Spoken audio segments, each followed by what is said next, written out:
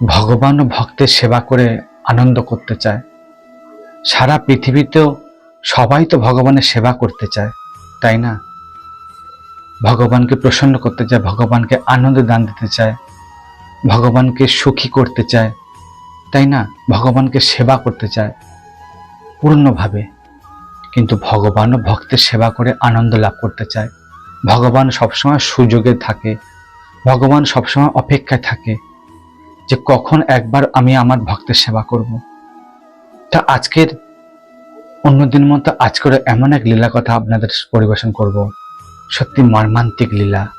স্বয়ং ভগবান ভক্তের সেবা করার জন্য ছুটে আসলেন। এই অনেক প্রাচীন সত্য ঘটনা অবশ্য, কিন্তু হৃদয়স্পর্শী ঘটনা, অদ্ভুত লীলা। চলুন সেই লীলা কথা শ্রবণ করি, যা ভগবানও পর্যন্ত ভক্তের সেবা করার জন্য ছুটে এলেন। দক্ষিণ ভারতের সুপ্রাচীন বিখ্যাত মন্দির তিরুপতি বালাজি মন্দির, যেখানে ভগবান ভেঙ্কটেশ রূপে আবির্ভূত হয়ে আছেন। ভেঙ্কটেশ ভগবান, এক অদ্ভুত লীলা। মন আনন্দ এবং প্রসন্ন হয়ে উঠবে। শুনতে থাকুন। তিরুপতিতে এক দম্পতি থাকতেন। ভেঙ্কটেশ ভগবানের পরম প্রিয় ভক্ত, পরম প্রিয় ভক্ত। একদিনকার সময়, তখন জ্যৈষ্ঠী মাস, গরমের সময়। আর দক্ষিণ ভারতে তিরুপতিতে এতটাই গরম পড়ে, এতটাই গরমের চাপ থাকে, যা বলে বোঝানো যাবে না। প্রচন্ড গরম।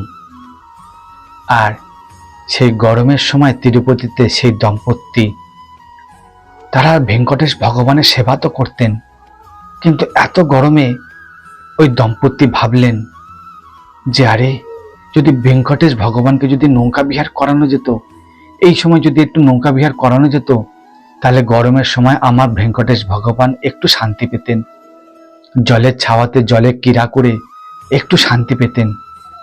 পাহাড়ের উপরে সেই দম্পতি ভাবলেন যে তাহলে আমরা এক কাজ করি, আমরা ভেঙ্কটেশ ভগবানের জন্য একটা নৌকা বিহারের জন্য একটা জায়গা খুঁজি, সেখানে নৌকা বিহার করাবো, একটা জলাশয় খনন করা যাক।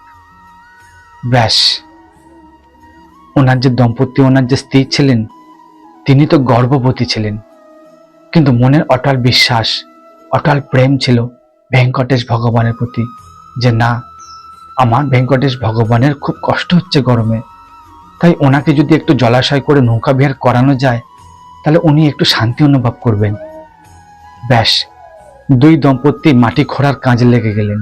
ওনার স্বামী এক জায়গা থেকে মাটি খনন করছে, আর সেই মাটিগুলো নিয়ে সেই গর্ভবতী স্ত্রী উনি স্বয়ং নিজে মাথায় করে নিয়ে অনেক দূরে গিয়ে ফেলে আসছেন।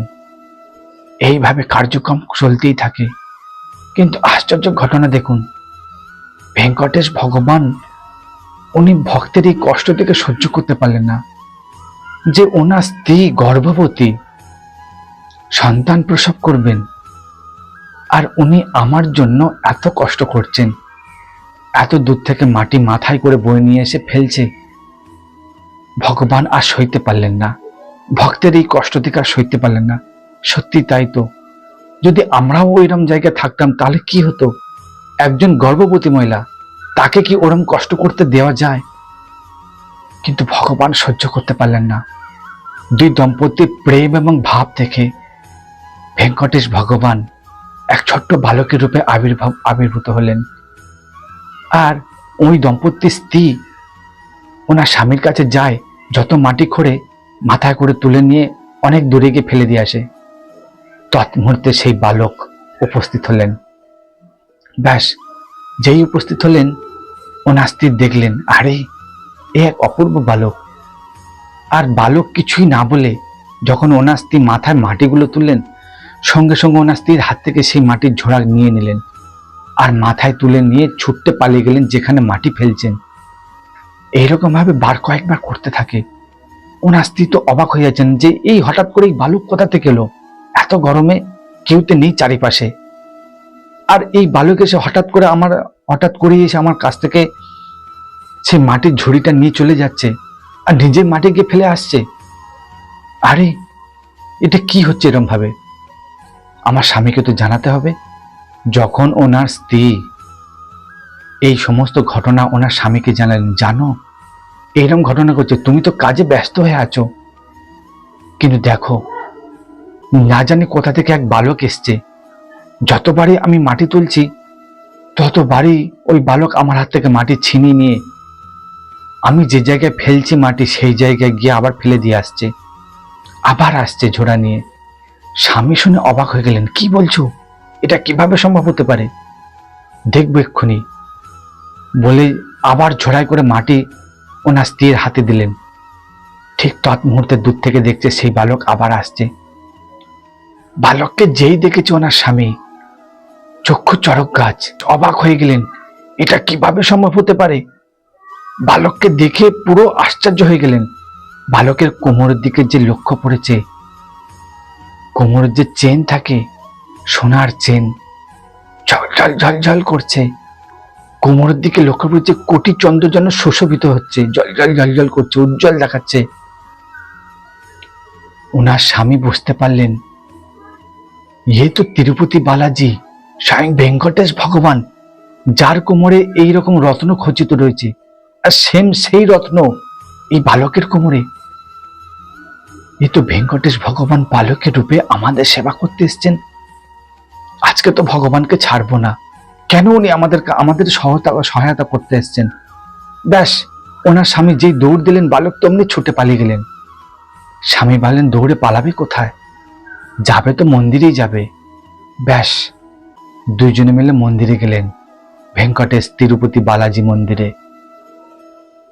বালাজি ভগবান ভেঙ্কটেশ ভগবানের সামনে গিয়ে ওই ব্রাহ্মণ ওই দম্পতি গিয়ে বললেন যে, হে প্রভু, হে প্রভু, তুমি কেন সহায়তা করতে এলে, তোমার কি এমন প্রয়োজন, তুমি ঠাকুর হও, আর তোমার ঠাকুর আনেই তোমার কর্ম, তোমার সেবা করা, তোমার সেবা গ্রহণ করে তোমার কর্ম, তোমার ধর্ম, তুমি ঠাকুরাই করে কর্ম করবে, তুমি সেবা গ্রহণ করে তুমি আনন্দ লাভ করবে, তুমি বিশ্রাম করে তুমি আনন্দ লাভ করবে, আর তুমি এসছো আমাদের সেবা করতে।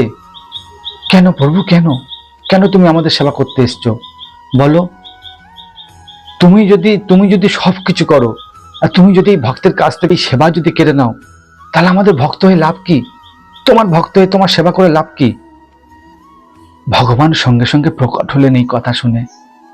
ভগবান মন্ত্রমুগ্ধ হয়ে গেলেন ভক্তের এই কথা শুনে, যে সত্যি হে আমার প্রিয় ভক্ত, তুমি এই কথা বললে যে আমি তো সবকিছু করি, তাও আবার যদি এই সেবাটুকুনি যদি কেড়ে নিই, তাহলে আমার সেবা করে তোমাদের কি লাভ। আমি অত্যন্ত প্রসন্ন হয়েছি। ভক্ত বললেন, হ্যাঁ প্রভু, কেন তুমি আমাদের সেবা করতে আসছো, কারণ তোমার সেবা তো আমরা করব, তুমি কেন কষ্ট করে আমাদের সেবা করতে আসছো। তাই এই ভক্তের সেবাটুকুনি যদি তুমি অধিকার কেড়ে নাও, তাহলে আমাদের ভক্তের লাভ কি, আমার তোমাদের চরণে সেবা করে কি লাভ আমার ভগবান। তাই তুমি ঠাকুরানী, তুমি ঠাকুর হও, তুমি ঠাকুরাই তুমি কর্ম করবে, তোমার সেবা করে তুমি তৃপ্ত হবে, তুমি আনন্দ লাভ করবে, তুমি বিশ্রাম করবে, এই তোমার কর্ম। আমাদের কর্ম হচ্ছে তোমার সেবা করা, ব্যাস এই সেবাটুকু অধিকার আমাদের দাও, আর কিচ্ছু চাই না ভগবান। ভগবান অত্যন্ত প্রসন্ন হয়ে গেলেন আর বললেন, না না আমার প্রিয় ভক্ত, কারণ আমার প্রিয় ভক্ত গর্ভবতী, তার গর্ভে এক বালক সন্তান রয়েছে, কিভাবে তার কষ্ট দেখতে পারি। ঠিক আছে, যাও, তোমাদের যা ইচ্ছা তাই করো, তোমরা আমার সুখের জন্য যদি তোমরা সরোবর করতে চাও, জলের সরোবর, ঠিক আছে, আমার খুশির জন্য তোমরা করো। কিন্তু ভগবান কত করুণা দেখুন, ভগবান কত কৃপাময় দেখুন। যখন ওই দম্পতি চলে এলেন মন্দির থেকে, যেখানে সরোবর করছিলেন, নিজের হাতে গর্ত মাটি খুলে, ভগবান আগে থেকেই ভক্তের কষ্টকে লাঘব করার জন্য আগে থেকে সুন্দর সরোবর বানিয়ে রেখেছেন। ব্যাস, তারা দেখে তো আশ্চর্য হয়ে গেলেন যে ভগবান ভেঙ্কটেশের কৃপা ছাড়ার কিচ্ছু নয়, উনি স্বয়ং আমাদেরকে অত কষ্ট দেবে না বলে তিনি নিজেই আগে থেকে সরোবর বানিয়ে রেখেছেন। তো এই সত্য ঘটনা, ভগবান ভক্তের সেবা করে আনন্দ লাভ করতে চায়।